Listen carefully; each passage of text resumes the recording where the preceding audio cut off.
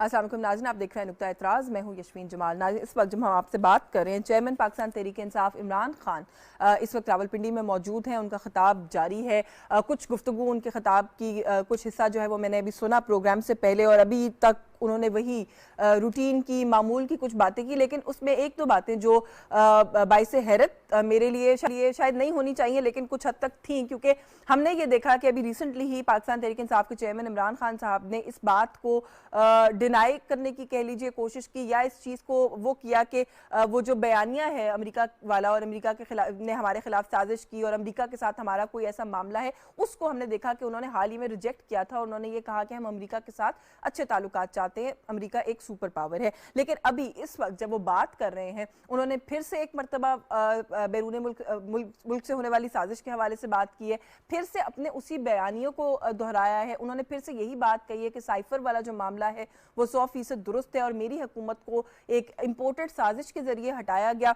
और ये जो कोई भी अगर ये कहता है कि नैरेटिव जो है वो फेक है, तो वो जाके इस चीज़ की खुद से तस्दीक कर ले, क्योंकि ये नैरेटिव फेक नहीं है, हमें गलत तरीके से हटाया गया। कुछ इस पर बात करेंगे कि अभी इस वक्त वो बात कर रहे हैं, एक्सपेक्ट किया जा रहा है कि वो कोई फ्यूचर का लाहे अमल देंगे, वो क्या हो सकता है। जितनी गुफ्तगू उन्होंने अभी तक की उसके ऊपर भी बात करेंगे, क्योंकि उन्होंने अपनी गुफ्तगू में अभी तक ये भी कहा है कि मैं एहतसाब करना था, लेकिन जो लोग पावरफुल थे, बाइख्तियार थे, उन्होंने मुझे एहतसाब करने नहीं दिया। तो इस पर भी बात करेंगे।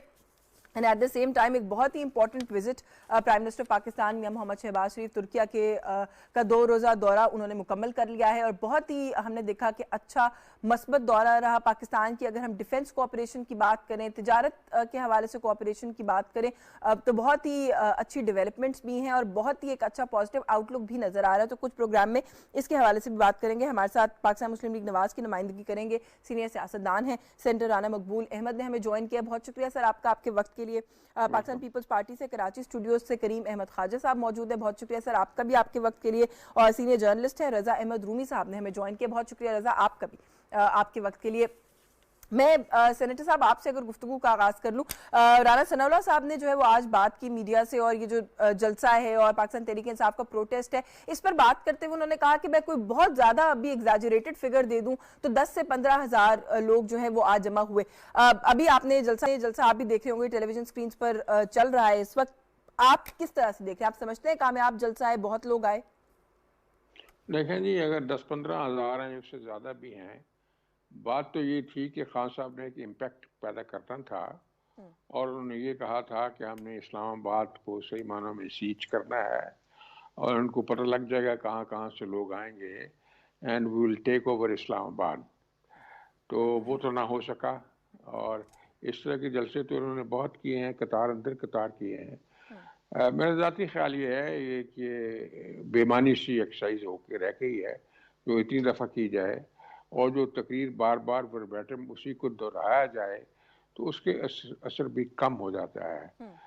कोई खास साहब उखड़े उखड़े हैं और सही माने में उन्हें समझ नहीं आ रही कि वो क्या लाइन ऑफ एक्शन अख्तियार करेंगे, इसलिए मैं समझता हूँ इसका कोई इम्पैक्ट नहीं होगा, और ये इसी तरह इनको वापस जाना पड़ेगा। डिस्ट्रिक्ट एडमिनिस्ट्रेशन का आपको पता है, उनको वार्निंग है कि आज जो है इनको ये ग्राउंड खाली करनी पड़ेगी, और वो करनी पड़ेगी। तो इसलिए मैं नहीं समझता कि इसका कोई बहुत ज़्यादा फ़ायदा होगा। हाँ, अलबत्ता ये है कि अब जो थिंकिंग चल रही है मज़ीद, उसके ऊपर ये आप काम करें। सारे लोग इनको कह रहे हैं come back to the parliament, वही एक फोरम है जहाँ मसाइल हल हो सकते हैं, बिल्कुल। अच्छा, वहाँ आपको बात करें।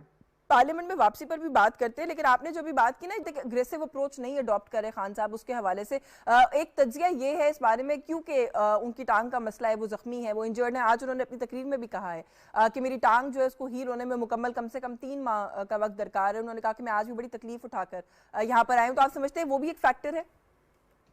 नहीं, अल्लाह उनकी टांग को सही करे, अपनी दोनों टांगों पे वो चल के आए।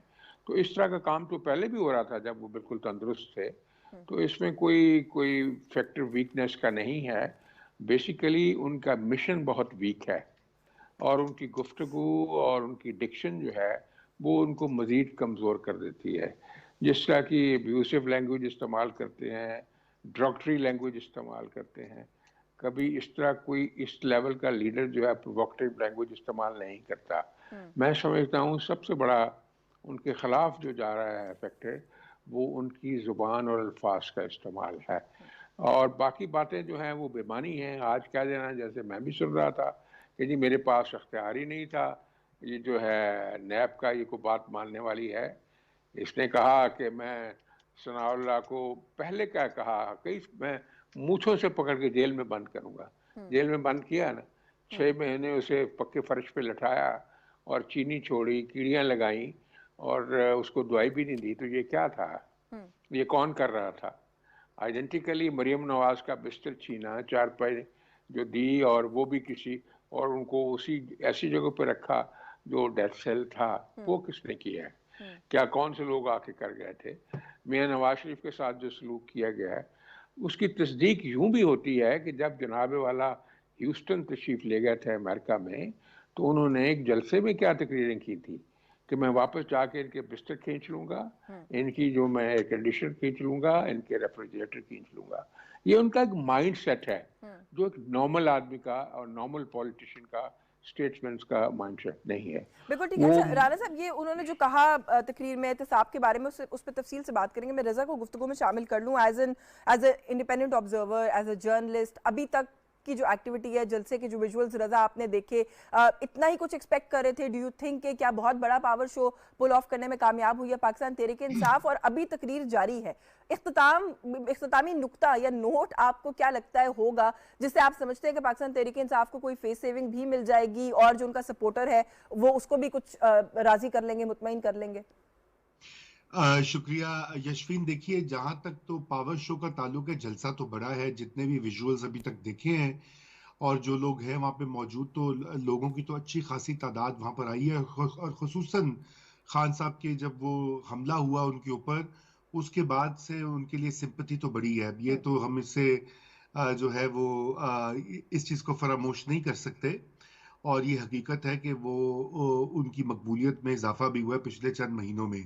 मगर इस वक्त जो आपने बात ये कही है कि वो उनकी फेस सेविंग या उनके सपोर्टर्स को खुश करना, तो अब खान साहब के पास सौदा रहा नहीं ज्यादा कुछ बेचने के लिए। अभी आप जिक्र कर रही थी कि दोबारा से वो बैरूनी साजिश जो है जी। उसका वो राग अलाप रहे हैं।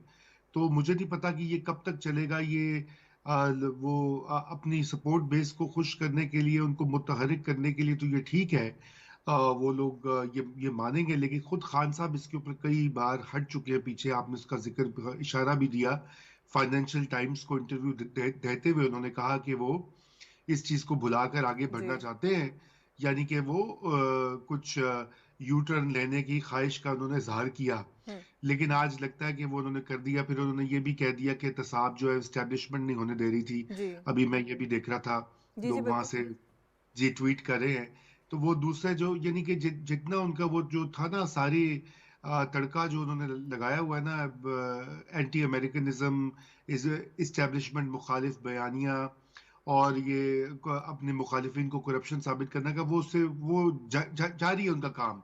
लेकिन जो तब्दीलियां भी रूनुमा हुई हैं रावलपिंडी में, उसके बाद यकीनन अब खान साहब जो हैं वो उनको उनको वो वाली जो है तवक्कुआत नहीं है गालिबन जो पहले थी। उनका ख्याल था कि वो लॉन्ग मार्च ले आएंगे, हुकूमत को, इस्लामाबाद को मुअत्तल कर कर, तो वो कुछ अपनी मर्जी से कुछ बात मनवा सकेंगे। ऐसा नहीं हुआ।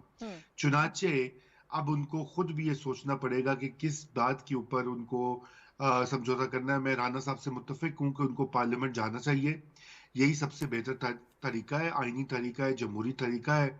और वहां पे और मौजूदा हुकूमत को भी चाहिए कि थोड़ी सी आगे बढ़कर वो मुज़ाकरात का, सीरियस मुज़ाकरात का आगाज करे इलेक्शन की डेट के ऊपर। और ये ऐसा होता है जमहूरी ममालिक में, माशरों में कोई इसमें मजायका नहीं है अगर वक्त पर नहीं election. Raza, I am sure कि आपने भी देखा होगा, कल तो राना सनाउल्लाह साहब ने भी कहा है कि मुज़ाकरात और गुफ्तो शनीद से इन मामलात को हल करें। इससे पहले prime minister himself has said it कि ये बातें जो हैं ये साथ बैठकर मिलकर जो है वो हल की जाती हैं। लेकिन उसके जवाब में फवाद चौधरी ने कल ही दोबारा इस साथ ही ये कह दिया कि आप इलेक्शन की तारीख दे दें, हम मुज़ाकरात के लिए आ जाएंगे। तो ये इस तरीके से मुज़ाकरात हुआ करते हैं, दोनों पार्टीज बैठकर बात करती हैं या पहले से शराइत आयद कर दी जाती हैं? नहीं, देखिए, अब वो ये तो सियासत है ना। जो खान साहब कह रहे हैं वो भी सियासी अप्रोच है, और जो हुकूमत कह रही है वो भी सियासी अप्रोच है, क्योंकि वो भी ये दिखा रहे हैं कि जी देखो हम तैयार हैं बातचीत के लिए। लेकिन सीरियसनेस जो है ना, वो उसी वक्त आती है जब हुकूमत एक टीम मुकर्रर करे। और मेरे ख्याल से अब शहबाज शरीफ को ये चाहिए कि वो एक मल्टी पार्टी टीम मुकर्रर करें जो कि पीटीआई के साथ मुज़ाकरात का आगाज करें। उसके ऊपर 2-3 एजेंडा आइटम होने चाहिए। सबसे पहले तो इलेक्शन की डेट होनी चाहिए। फिर देखिए ना, ये इसके अलावा कोई चारा नहीं है। ये बात तो ठीक कही है राना सनाउल्लाह ने भी, क्योंकि आगे निगरान गवर्नमेंट भी बननी है। निगरान गवर्नमेंट भी और हुकूमत और अपोजिशन की मशावरत के बगैर नहीं होगी। आइन का तरीका दर्ज हो चुका है, वन साइडेड हो ही नहीं सकती। जी बिल्कुल बिल्कुल। और ये जो वे फॉरवर्ड है वो डेफिनेटली डायलॉग ही होता है, पॉलिटिक्स में बंद दरवाजे नहीं होते। करीम ख्वाजा साहब, अभी तक जितना आपने सर देखा है पाकिस्तान तहरीक इंसाफ का जो पावर शो है उसके बारे में क्या कहेंगे और आपकी अपनी तवक्को क्या है? खान साहब ये जलसा करेंगे आज, क्या लाहे अमल दे सकते हैं? घर चले जाएंगे? धरने की कॉल हो सकती है या नहीं हो सकती?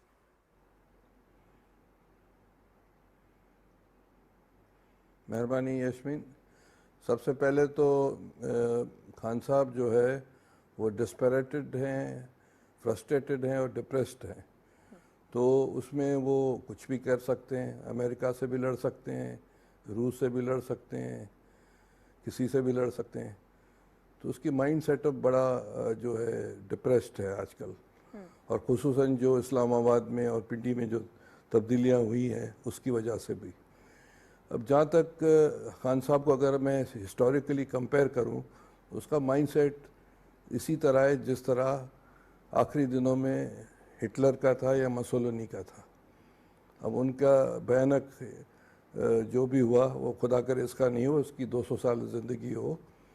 अब मसला ये है कि ये 10,000, 15,000, 20,000, देखें मैं इस चीज़ से डिसएग्री करता हूँ।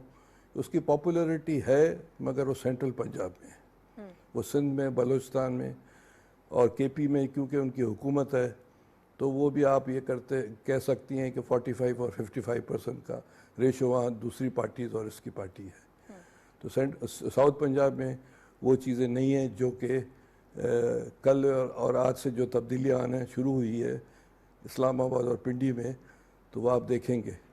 तो वो सेंट्रल पंजाब का वहाँ का बिल्कुल वो लेट, अगर इलेक्शन होते भी हैं तो उसकी 45 और 65 से ज़्यादा सीट्स नेशनल असम्बली में नहीं आ सकेगी। एज ए पॉलिटिकल वर्कर कहता हूँ।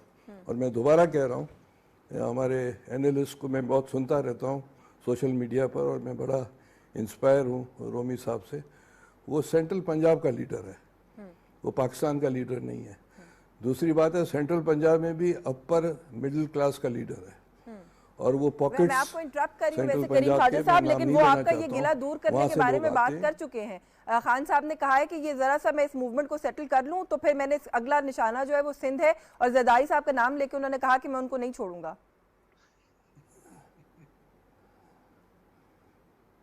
भाई वो मोस्ट वेलकम, सिंध में आए, हम उनको कहेंगे कि सिंध में वो ठहरे। पर मसला ये कि पीर उनके जो कहते हैं कि एक दिन से वो ज़्यादा नहीं ठहरा है। गुज़र 15 सालों में वो सुबह को आया, रात को चला गया है। कभी भी सिंध में 1 दिन, 2 दिन, 3 दिन नहीं रहा। हम तो कहते हैं आए मोस्ट वेलकम, हम उनको प्रोटोकॉल देंगे, हम उनको गाड़ियाँ देंगे, हम हर चीज़ देने के लिए तैयार हैं। Most welcome. सिंध में उसके लिए क्या राय है वो मैं इस वक्त बयान नहीं करूँगा। कब नेक्स्ट टाइम कभी आप टीवी पर बुलाएंगे तो मैं बताऊँगा। जहाँ तक क्या वो करने जा रहे हैं, तो एक मशहूर कहावत है कि खेल ख़त्म पैसा हजम। तो आज वो स्पीच करेंगे और उसकी कैफियत खान साहब की यही होगी जो नेपोलियन की, जब वो मॉस्को से जा रहा था और जो जर्मन फौज जो है वो मॉस्को से और वो रशिया से जो है बर्लिन जा रही थी, वो पीटीआई की हैसियत है। इससे ज़्यादा कुछ नहीं है। कमिंग जो अभी दिसंबर में हर चीज़ जो है खत्म शुद्ध होने जा रही है। पीटीआई का मुस्तकबिल मैं राना मकबूल साहब को जरा गुफ्तगू में शामिल कर लूं। राना साहब आप इत्तेफाक करते हैं सर? एक मिनट जी मुकम्मल करें। एक मिनट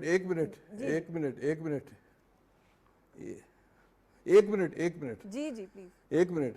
जो मैं ये कह रहा हूँ कि उसका जो मुस्तकबिल है वो मैं एक आधा मिनट लूँगा। आप उसका मुस्तकबिल वही है जो कन्वेंशन और जो है कन्वेंशन मुस्लिम लीग या असगर खान की पार्टी का था। ये मुस्तकबिल है पीटीआई का फ्यूचर में पाकिस्तान में।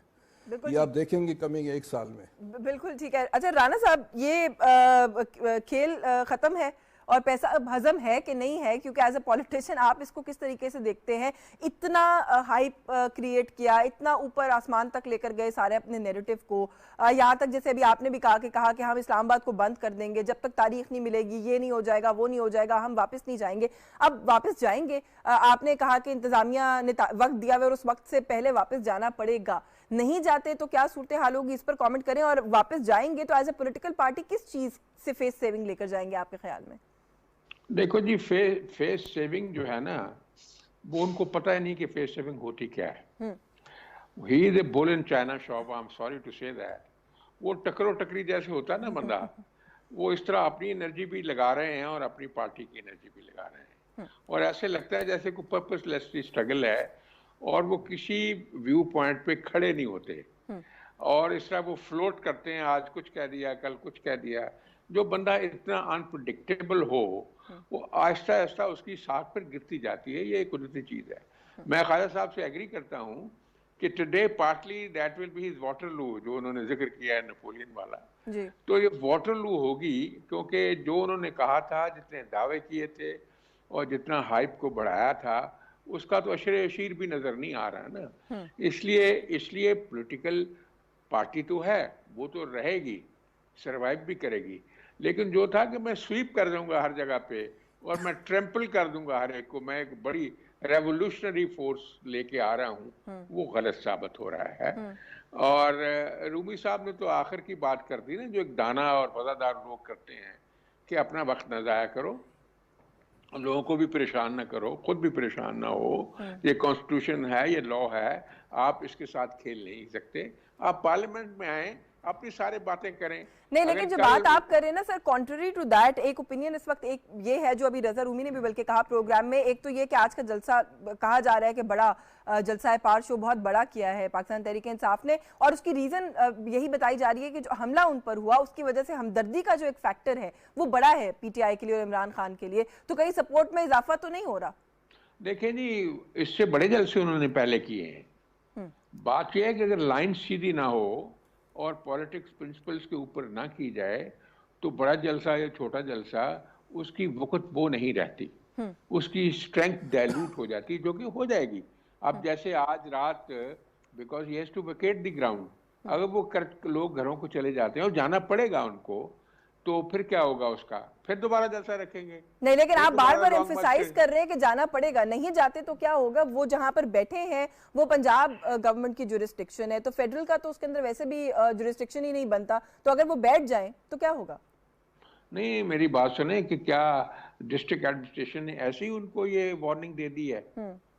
क्या किसी लेवल पे इस पे कंसेंसस नहीं हुआ होगा? क्या सारे शहरों को जैम रखना है? लोगों को जो रहती रोटी का जो बंदोबस्त है वो भी खत्म कर देना है? दुकानें बंद हो जाती हैं, बाजार बंद हो जाते हैं, लोग हॉस्पिटल में नहीं जा सकते, जो लोग रोज मजदूरी करते हैं बाजारों में जाके, उनकी रोटी भी बंद हो जाती है। वो तो तिजारती हब है रावलपिंडी का, जहां पर इसीलिए लोगों में एक रिएक्शन भी है, और पीपल हु मैटर, जो दाना लोग हैं, जिसमें सीनियर ब्यूरोक्रेसी है और दूसरे लोग हैं, वो भी इस चीज पे बड़े पक्के हैं कि ये बंदा ज्यादती कर रहा है अपने अवाम नास। और ये एक बड़ी तहरीक बनाई हुई है। किस चीज़ की तहरीक बनाई हुई है? जिसका ना सर है, ना को पाँव है, ना को मैनिफेस्टो है, ना को मिशन है, और इस तरह गालियां दे दे के तो तहरीकें नहीं चलती है ना जी। और फिर और इतनी ज़्यादा बंदा जो वॉलेटाइल हो अपनी गुफ्तगू में और अपने स्टैंड में, तो उसके पल्ले फिर क्या रहता है? वो तो हो गया है, उसको मिल गया चांस, जो उसने चांस ज़ाया कर दिया है। अब वो सपोर्ट जिसकी वजह से उसे चांस मिला था, वो सपोर्ट अब नहीं है। ये बात बिल्कुल सामने हकीकत नजर आ रही है हर एक को। ये खपशप करना और लोगों के काम को खराब करना, रोजी रोटी में लात मारना, ऑब्स्ट्रक्शन पैदा करना, ये बड़ा टेम्परेरी सा फिनोमेना है, और इंशाल्लाह ये जल्दी सेटल हो जाएगा। जल्दी सेटल हो जाएगा। चलिए इस पे मजीद बात करते हैं। रजा, एक कन्फेशन किया है इमरान खान साहब की, जितनी तकरीर मैं सुन सकी प्रोग्राम से पहले, उसमें तो पहले उस कन्फेशन पे कमेंट कर दे, फिर अगला सवाल करूंगी। उन्होंने कहा कि बतौर वजीर आजम मुझसे सिर्फ एक ही गलती हुई है। जी, एक ही गलती की है उन्होंने, और कोई गलती नहीं हुई। वो कहते हैं और तो बाकी सब ठीक था, बस एक ही गलती हुई मुझसे। देखिए जी, उनसे तो बात यह कि जो जिस गलती की तरफ वो इशारा कर रहे हैं, उस गलती की तो तारीफ करते वो थकते नहीं थे। हाँ। उन्होंने क्या क्या नहीं गुण गाए उस गलत के या गलती के जो भी आप कहें, मतवातिर वो ऐसी सूरत हाल, ऐसा नक्शा खींचते रहे कि उनका वन पेज जो है उससे तो कोई बेहतर था नहीं। ऐसा ही है। मसला ये कि खान साहब देखिए वो सियासत में ये जो दीगर पार्टियां हैं जिनको वो बुरा भला कहते हैं, वो उन्होंने बहुत सारे अदवार आजमाए हुए हैं, उन्होंने बहुत सारी मुश्किलात और कठिन जैसे कहते हैं मराहिल से वो गुजरे हैं, तो उनको पता लगा। भी तो खान साहब की तो भी सियासी तरबियत मैं समझता हूँ अप्रैल 2022 से स्टार्ट हुई है, क्योंकि उनको उनको आटे दाल का भाव पता लगा है कि पाकिस्तान का वजीर आजम और पाकिस्तान की जो सिविलियन वजीर आजम होता है वो चलता कैसे है। और ये इस बात का मैं जो है उनको ये गुमान था हमेशा से कि चूंकि वो बड़े ईमानदार हैं, वो मसीहा हैं, वो उनके सपोर्टर्स ने भी उनको बता दिया था, तो इसलिए उनका बड़ा अच्छा रहेगा ताल्लुक जो है रावलपिंडी के साथ। लेकिन पावर डायनामिक्स जो है पाकिस्तान की वो बिल्कुल मुख्तलिफ हैं, और हम सब जानते हैं कि वो इतना आसान काम नहीं होता। लेकिन खान साहब की अपनी जो पॉलिसियां थी, अपनी जो उनका, अभी भी देखें इस जलसे में भी वही जो ये जो इंसिस्ट करते हैं वो बाज अपनी बातों के ऊपर, अब बगैर तस्दीक के, बगैर एविडेंस के, वो चीज जेब नहीं देती। और यही बहैसियत वजीर आजम भी वो इस तरह की कई चीजें कहते हैं। मतलब मुखालिफिन के साथ जो रवैया था, वो इस तरह का रवैया था कि इस साल के मार्च में वो बिल्कुल तन्हा हो गए थे, कोई पार्टी उनके साथ नहीं थी, उनके अपने इत्तेहादी वो छोड़ रहे थे उनको, बाकी सारी पार्टीज को उन्होंने आइसोलेट करके दीवार के साथ लगा दिया है। तो सबसे पहला जो उसूल है सिविलियन हुक्मरानी का वो ये है कि आप अपने आप को तनहा नहीं करते। आपकी सबसे बड़ी कंस्टिट्यूएंसी जो है वो पार्लियामेंट और सियासी मैदान होता है, उसमें आप अपने अलाइज को साथ रखते हैं, या जो है अपने सियासी तन्हाई होने नहीं देते। खान साहब ने ये बहुत बड़ी गलती की और अभी सीख भी नहीं रहे, क्योंकि अभी भी उनका जो रवैया है वो वही अच्छा, है रज़ा, कि एक पेज वाली जो बात है या मामला, और अब फिर उस एक पेज पर ही सारी चीज को ब्लेम कर देना, वो तो एक अलग एस्पेक्ट है। उन्होंने ये भी कहा कि मेरी जो सबसे बड़ी फेलियर थी या गलती थी वो ये थी कि मैंने जो ताकतवर थे, जो ताकत की बिना पर इस मुल्क में सब कुछ करते रहे, मैं उनका एहतसाब नहीं कर सका, मैं उनके खिलाफ कुछ नहीं कर सका। ये क्लेम जो है इसके ऊपर भी जरा कमेंट कर दीजिएगा। वो जैसे अभी राना साहब ने कहा एक तवील फहरिस्त है, पीपल्स पार्टी के लोगों की बात करूं, PMLN लोगों की बात के लोगों की बात करूं कि जिनको ना सिर्फ हिरासत में रखा गया बल्कि अभी तक भी उन पर कोई चीज साबित नहीं हुई, लेकिन वो सालों के हिसाब से जेल में रहे इनके दौरे इख्तिदार में। जी देखिए ना, वो एहतसाब नहीं कर सके उन्होंने। यही अब बात ये होती है कि एहतसाब उन्होंने क्यों नहीं किया। सारे इदारे तो उन्होंने इस्तेमाल किए, कौन सा ऐसा उनका सियासी ओपोनेंट है जिसको कि पकड़ के उन्होंने बंद नहीं किया। चाहे शहबाज शरीफ हो, शायद खाकान नवासी हो, आसिफ जरदारी हो, आसिफ जरदारी की हमशीरा हो, अब राना सनाउल्लाह हो, मतलब लिस्ट एंडलेस है। मतलब कोई वो ये Khawaja Saad Rafique, I mean it's a long list. और वो करते रहे, और वो ये कि बजाय इसके कि वो इदारों को मजबूत करें, पाकिस्तान की प्रोसिक्यूशन का निज़ाम बेहतर करें, अदालती निज़ाम को बेहतर करें, 3 सूबों में उनकी गवर्नमेंट रही है, वहाँ की पुलिस को बेहतर करें, कानून शहादत को बेहतर करें, वगैरह वगैरह, वो कुछ नहीं किया। सिर्फ ये खाली खोली बातें करके उनका ये ख्याल था कि वो कोई रियासत मदीना के खलीफा हैं जहाँ पे कोई पाकिस्तान का आइन वगैरह मैटर नहीं करता, और यही वजह है कि उनको आज ये दिन देखना पड़ रहा है। और जहां तक वो ताकतवर लोगों का ताल्लुक है, देखिए वो तो बिल्कुल जिससे कहना चाहिए ना, अनफॉर्चुनेट बात है कि ये वही लोग हैं जो उनको इक़्तिदार में लेकर आए थे और सर पर बिठाकर 2018 का इलेक्शन उनके हक में मैनिपुलेट करके, रिगिंग करके उनको इस मसनद पे बिठा दिया।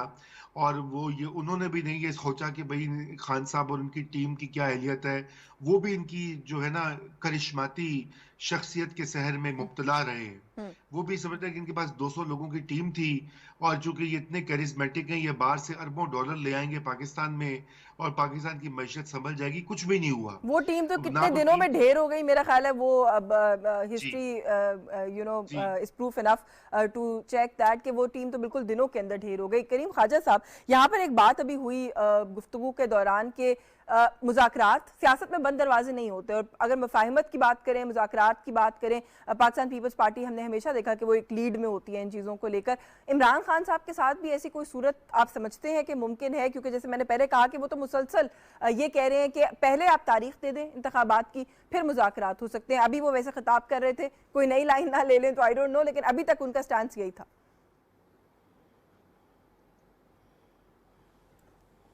मेहरबानी, मैं आपको बताऊं कि जब 2014 में धरने हुए थे तो उस ज़माने में एक मीटिंग हुई थी हम सेनेटर्स की कमेटी रूम में पार्लियामेंट में, कि धरने हो रहे हैं जिसमें मुस्लिम लीग नून वाले भी थे, पीपल्स पार्टी भी थी, जमात उलमा इस्लाम भी थे, बलोच नेशनलिस्ट पार्टी भी थी।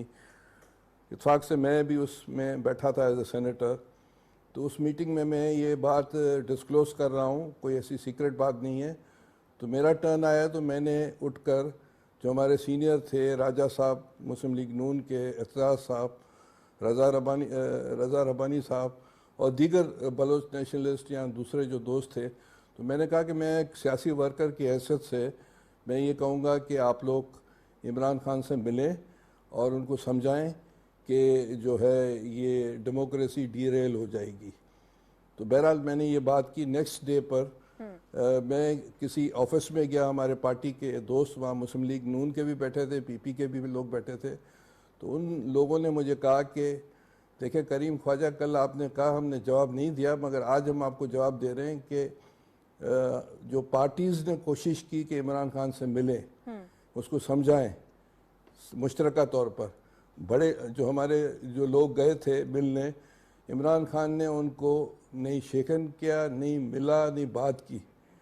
और ये उन्होंने, जो हमारे दोस्त गए थे, हमारे लीडर्स गए थे, मसलन नवाज शरीफ या आसिफ जरदारी साहब नहीं, मगर जो दूसरी लेवल या तीसरी लेवल के, तो उन्होंने कहा कि अपनी पार्टी वालों को कहा कि हम नेक्स्ट टाइम नहीं देंगे क्योंकि हमारी इज्जत से ज़्यादा कोई चीज़ नहीं है।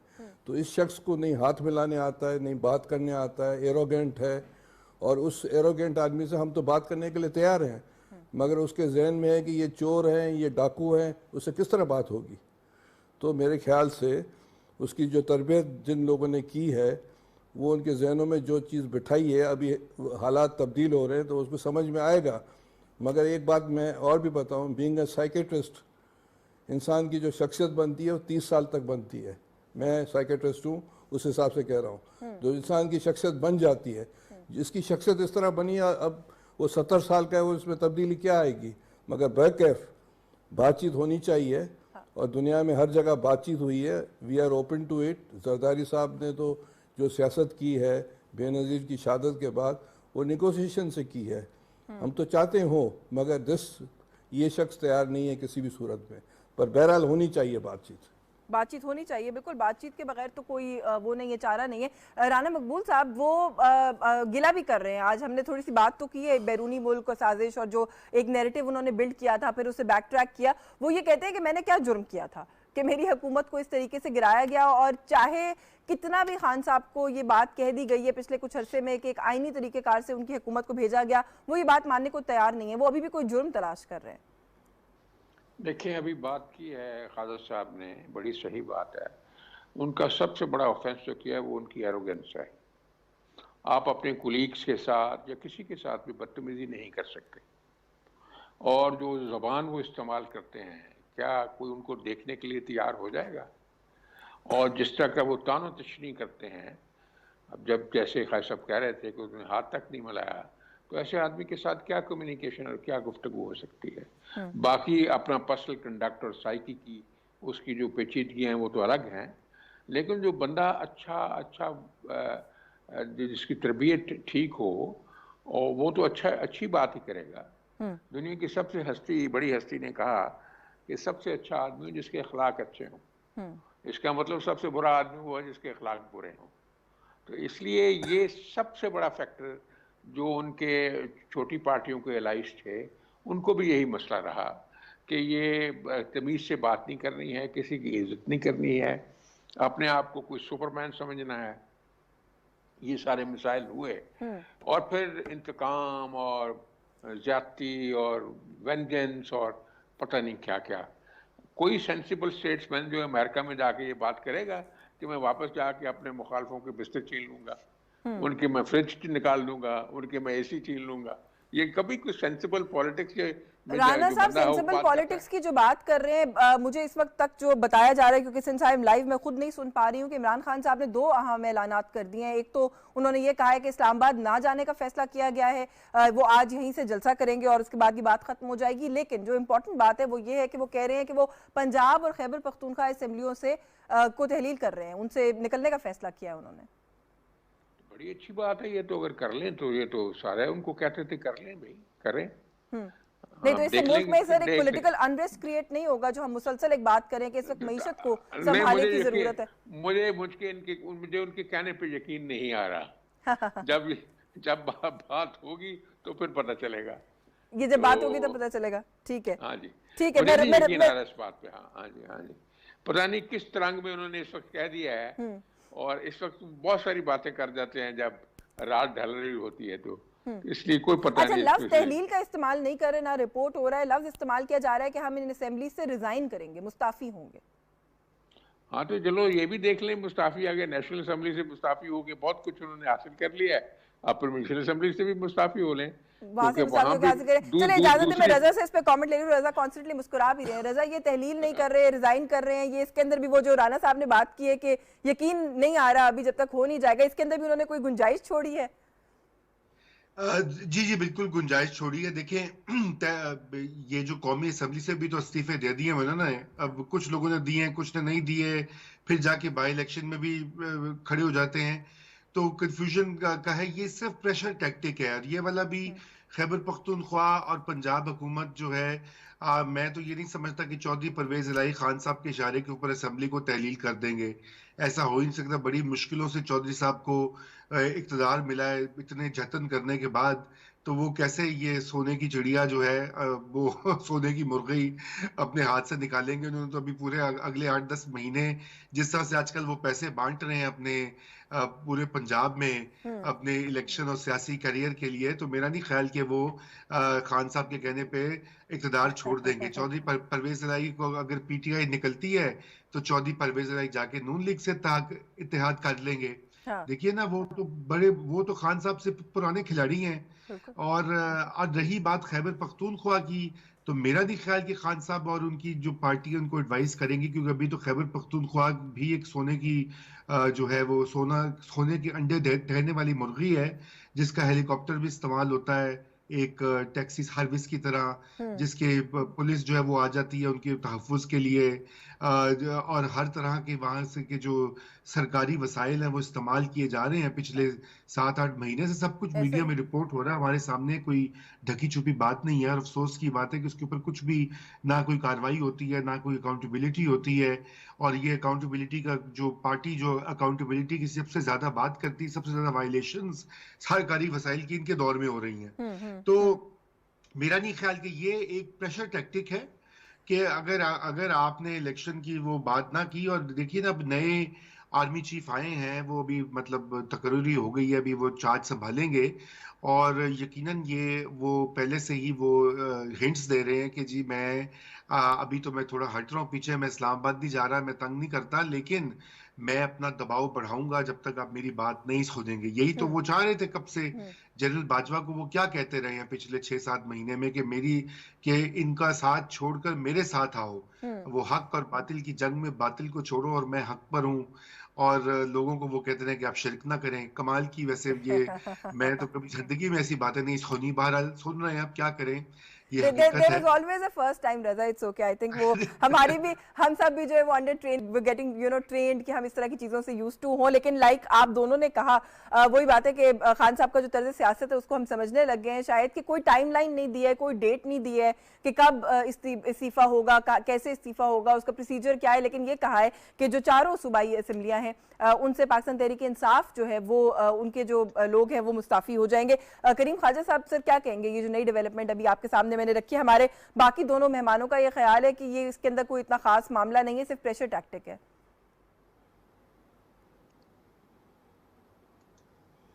देखें, ये जो अभी एफआईआर का मसला था ना, तो उस पर इन्होंने प्रेशर किया चौधरी साहब को कि भाई एफआईआर दर्ज करो।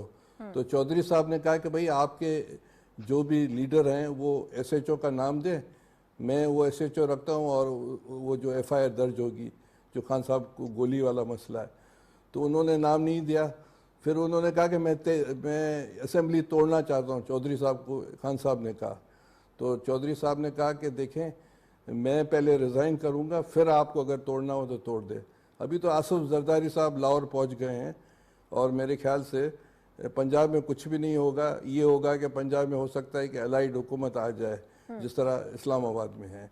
जहाँ तक जो केपी का मसला है, जो 14 में जो धरने हुए थे, उस वक्त भी इन्होंने बहुत सी धमकियाँ दी थी। आप देखें कि मैं असेंबली ख़त्म करूँगा, मगर वहाँ के जो लेजिस्लेटर्स थे उन्होंने उसे अग्री नहीं किया।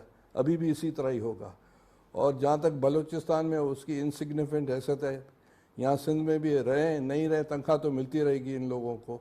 हम तो खुले दिल के लोग हैं, तो भले ये करें, बस इसकी ज़हनी कैफियत इसी तरह है जिस तरह मैंने बयान की है।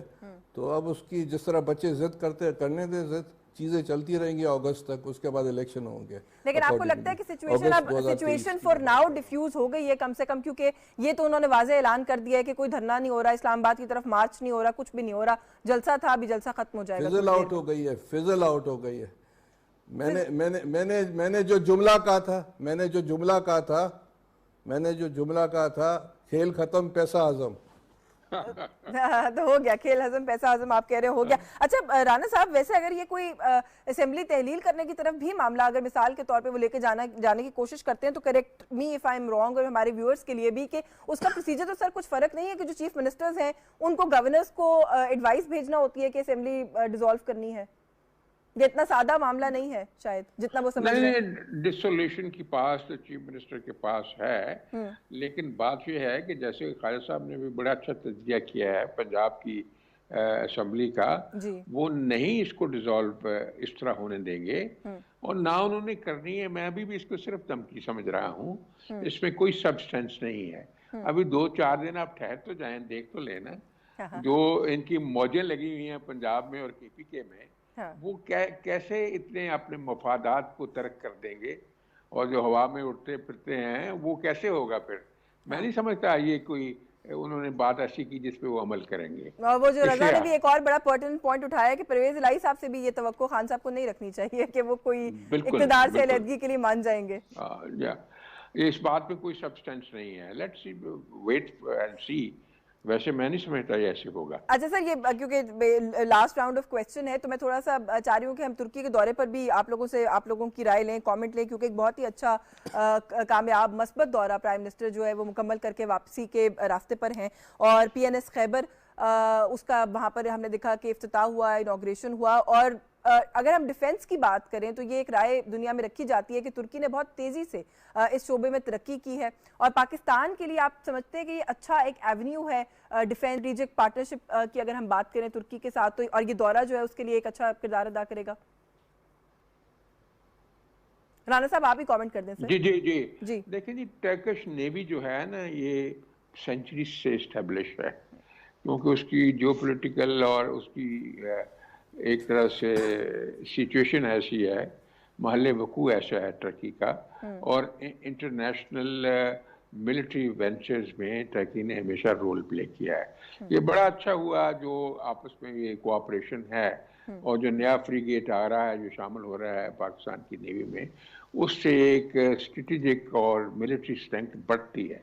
और मिलिट्री स्ट्रेंथ अगर बढ़ जाए, और पहले मुल्क को पहले ही हमारा एटॉमिक और न्यूक्लियर होने की वजह से इनविंसिबल है, तो इस स्ट्रेंथ को इकोनॉमिक डेवलपमेंट के लिए, स्टेबिलिटी के लिए इस्तेमाल किया जाता है। आज जो हुआ है और कल की नेगोशिएशन आज की, ये बड़ी हिस्टोरिकल डेवलपमेंट है।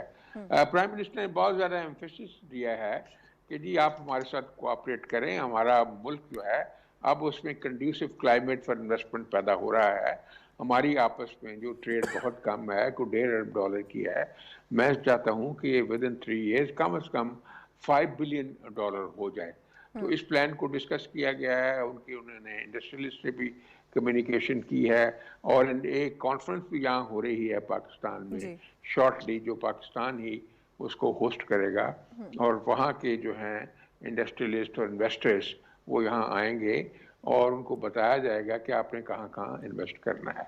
इसके अलावा और सारे एवेन्यूज़ के ऊपर बात हुई है कि एजुकेशन के सेक्टर में क्या कोऑपरेशन होगी, कल्चर में क्या कोऑपरेशन होगी, और जितने भी फील्ड हैं हमारे उसमें क्या कोऑपरेशन होगी। और टर्की चूँकि बहुत सारे मामलात में हमसे बहुत ज़्यादा एडवांस है, तो हम उनसे बहुत ज़्यादा फ़ायदा ले सकते हैं, क्योंकि बड़ा ही टर्की के साथ तो बड़ा ही डिप्लोमेटिक, मैं नहीं कहूँगा, बहुत ही सिंसियर रिलेशनशिप है, बड़ी सही मानों में जेन्युइन ब्रदरली रिलेशनशिप है, जिसमें जज्बात का एक बॉन्ड कई सदियों से जो है वो कायम है। तो मैं समझता हूँ it will be a new milestone in development of relationship between Turkey and Pakistan. और अच्छा, ये जब हम बात करते हैं ना डिफेंस कोऑपरेशन की, ट्रेड के नए एवेन्यूज को एक्सप्लोर करने की, रजा तो एक अच्छा रिलेशनशिप, सिंसियर रिलेशनशिप हमारा है बहुत से ममालिक के साथ है। तुर्की of course top of the list, जो कुछ ममालिक है उनमें शामिल होता है।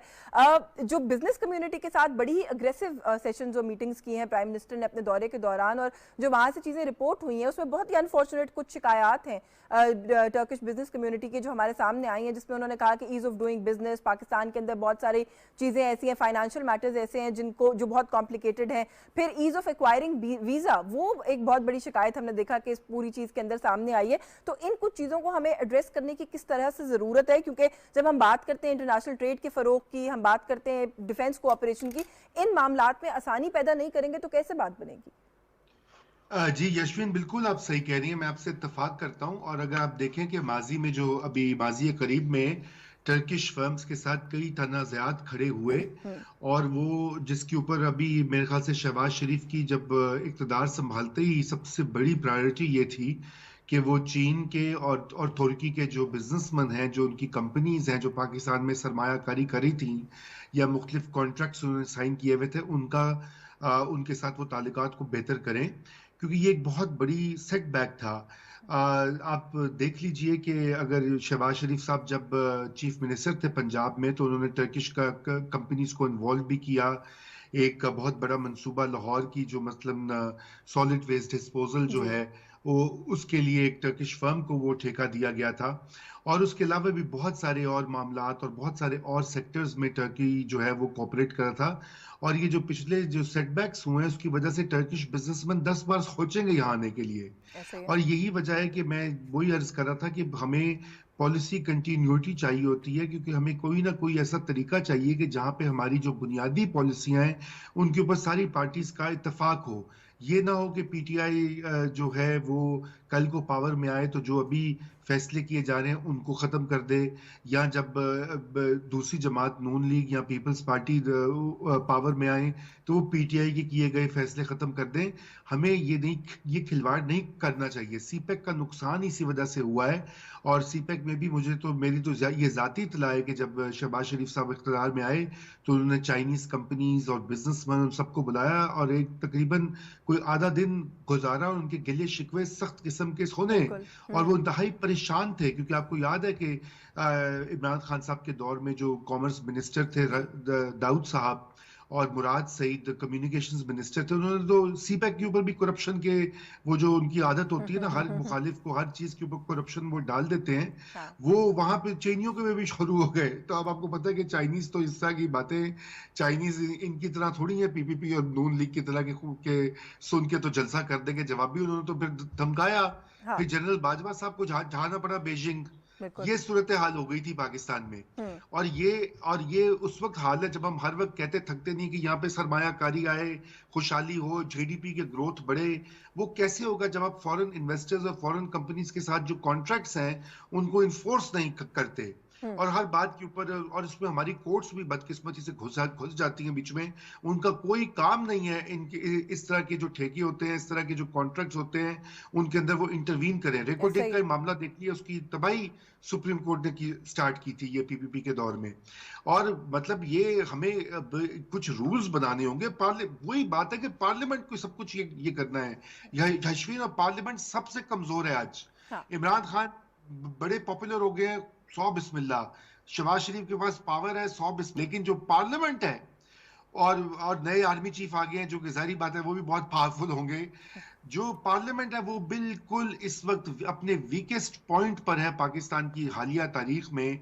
जो कुछ पिछले 3-4 साल में जैसे उसको चलाया गया या नहीं चलाया गया, और जो अभी इसमें ये खान साहब बाहर बैठे हुए हैं और वो उसकी असर्शन ही नहीं हो रही, तो हमें we have to get back to parliament. अगर पाकिस्तान का मुस्तकबिल हमने बेहतर करना है, अगर पाकिस्तान की पॉलिसी साजी को बेहतर करना है, कानून साजी को बेहतर करना है, तो पार्लियामेंट की मजबूती के अलावा कोई और चारा नहीं कोई है। और चारा नहीं, हर चीज के लिए ही जो वे फॉरवर्ड है वो यही है। करीम ख्वाजा साहब ब्रीफ कमेंट कर दीजिएगा, सर वक्त खत्म हो रहा है मेरे पास, के इस दौरे की अहमियत के बारे में क्या कहेंगे? हम ये देख रहे हैं कि जब से ये हुकूमत आई है बड़ी एग्रेसिव डिप्लोमेसी जो है वो की जा रही है। बिल्कुल हम इस दौरे को वेलकम करते हैं, और ये गवर्नमेंट जिसमें मियाँ शहबाज शरीफ और जनाब बिलावल भुट्टो है वो दौरे कर रहे हैं सारे दुनिया के मुल्कों के।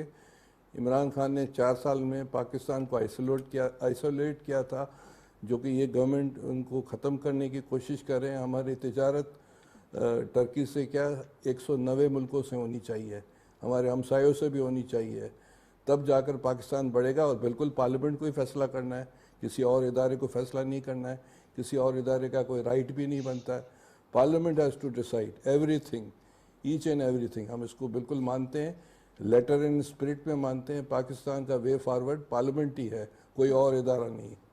बिल्कुल ठीक है, बहुत शुक्रिया आपका करीम ख्वाजा साहब, सेंटर राना मकबूल अहमद साहब सर, बहुत शुक्रिया आपका, आपने प्रोग्राम में वक्त दिया। Raza Rumi, thank you so much for your time also. और आज अहम इशूज़ थे जिसमें अभी जो एक खबर सामने आ रही है वो यही है कि किसी किस्म के धरने की कॉल नहीं दी गई है, और इस वक्त जलसे के बाद ये मामला यहीं पर ख़त्म हो जाएगा। इस खबर के साथ प्रोग्राम नुक्ता इतराज़ से आज के लिए बस यही कुछ। यशवीन जमाल को इजाज़त दीजिए, अल्लाह हाफ़िज़।